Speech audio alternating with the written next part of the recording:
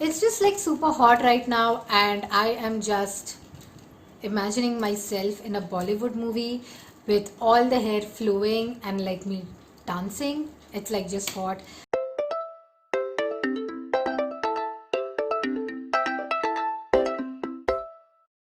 Hey guys, welcome back to my channel, and today I'm going to talk about all the books that I read in the month of August 2020. So let's jump right into this. Of course, as you know, we are going to do this in the chronological order from 0 stars to 5 stars. So let's talk about the 0, 1 and 2 star books. The first book, that is the least rated book of August 2020, is Such a Fun Age by Kylie Reid. I gave it 2.3 stars because this was a very bad book. In all honesty, the writing is bad, the execution is bad, the cause is good, and that's why I gave it 1.3 stars. The scenes, certain scenes which were a bit emotionally charged, or which were like, awkward human interactions, I like those scenes, and that's why I gave it one more star, and that's why this ended up being 2.3 stars. But I just have like one question that needs to be answered for this particular book is, why is this in the Booker 2020 long list? Like, just why? I mean, out of 160, 170 books, if the Booker committee could only select this one, like out of all of these books, like there is something really wrong with the Booker committee then.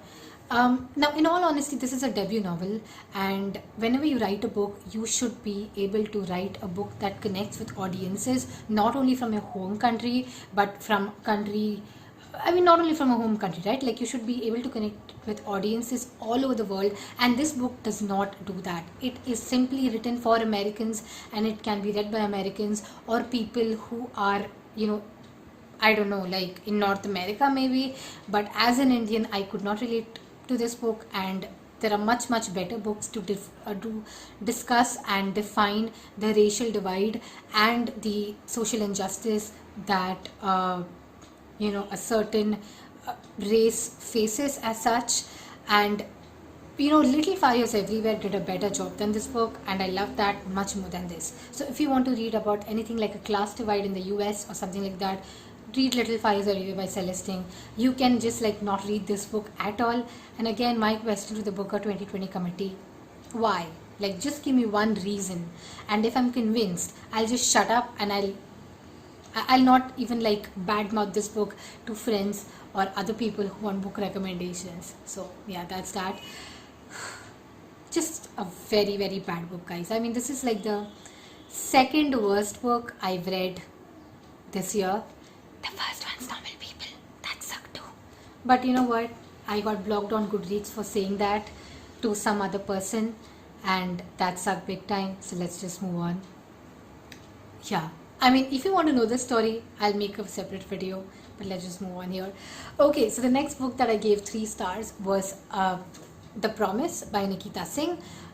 This does the job of a palate cleanser. It does not have a nice story as such. I mean, it's a cute, nice story, but then it's just like a ChickLit book. It just felt like I was reading a Wattpad book, but it did the job. I liked it as a palate cleanser. It was light. I finished it within like what?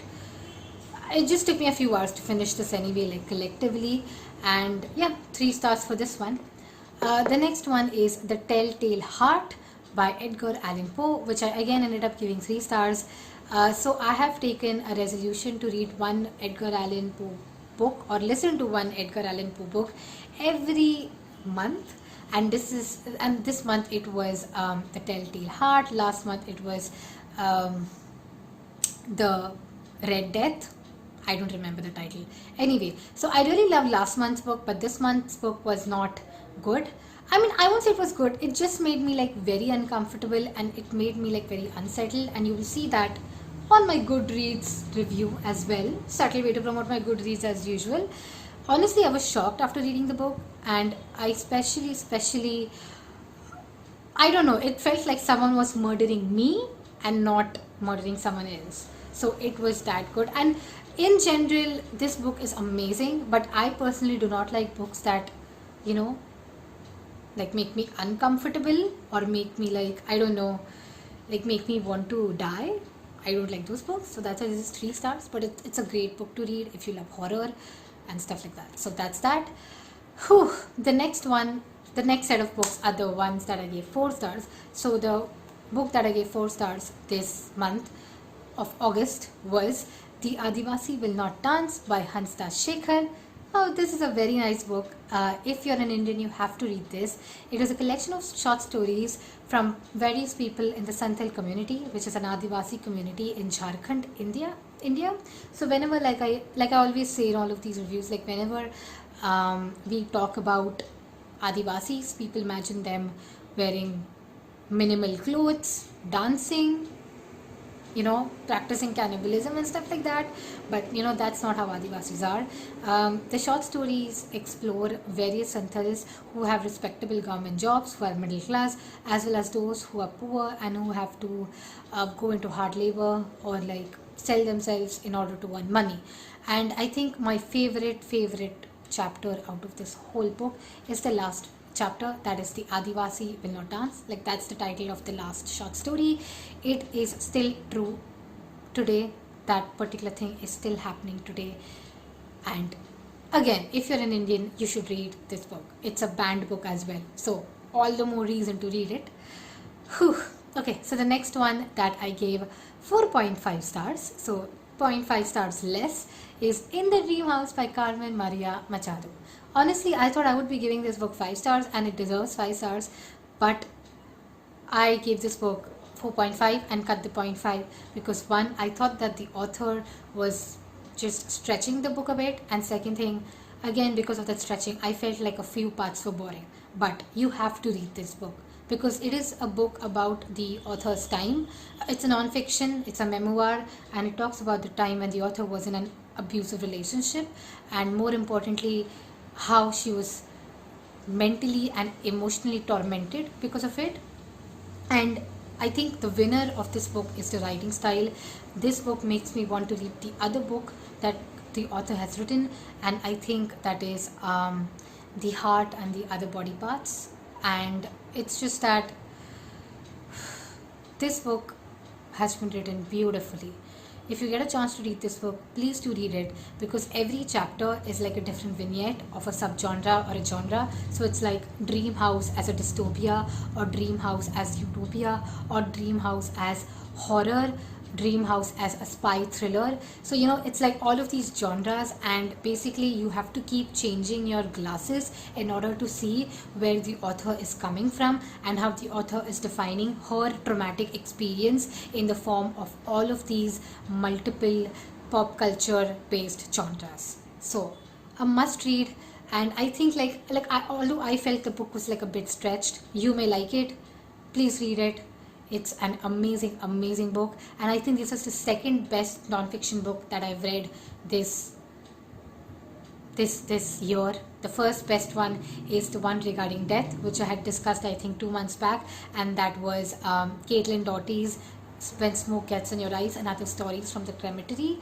And yeah, so that was the first, and this is the second. Must read. Please read these 2 non-fiction books. Please do that, and let me know what did you think about them. Whew. Anyway, so the next book that I gave 5 stars, actually this was earlier 4 stars and then I gave it 5 stars, so you can consider like 5 stars for now because I changed my rating, was A Fine Balance by Rohinton Mystery. This book was being read as a group read hosted by me in the month of August, and there were a lot of people who had joined in, and thank you so much guys for making the group read a success, by the way. I just feel nice about it. By the way, so this book is about like 4 individuals, I would say 4 individuals from different socio-economic classes in India, and their journey towards the end of everything. And it is set in 1975 during the emergency that was implemented by then Prime Minister Indira Gandhi. It talks about a lot of hardships that rural Indians have to face. It talks about a lot of hardships urban Indians have to face, and more importantly, it is one of those stories that completes a full circle. So it always comes like 360 degrees. And if you are an Indian and you've not read this book, please read it. It is an amazing work of literary fiction, and if you want to get into Indian literature, if you want to start reading Indian literature, then this is a good start as well. So yeah, a fine balance, guys. It was a nice book. So basically, now let me just get to the reason why I kind of changed my rating. So I rated it 4 stars when I finished the book, but then after the Sunday discussion that was held last Sunday on the Voxer group where we were discussing the book, I decided to give it 5 stars because I finally found solace or justification, and the circle actually got, like I came a full circle already, and the circle is complete indeed. So that's why I changed my rating to 5 stars. Now let's talk about the last book that I read this month, and that is The Forest of Enchantments by Chitra Banerjee Devakaruni, which is just a very, very nice book. It's a nice retelling of Ramayana through Sita's eyes. I ended up giving this 5 stars because I myself am not someone who's interested in mythological stories, but Chitra Banerjee Devakaruni makes me want to read mythological stories, and she makes me want to read stories regarding people, or I would say, I don't know, like, you get that feeling that I have when I read feminist depictions of mythological stories that we have. So yeah, I think that's all. That's it for my August wrap up. I'm already nearing 11 minutes now, so I think I'll see you in my weekly reads. Thank you so much for watching. Bye.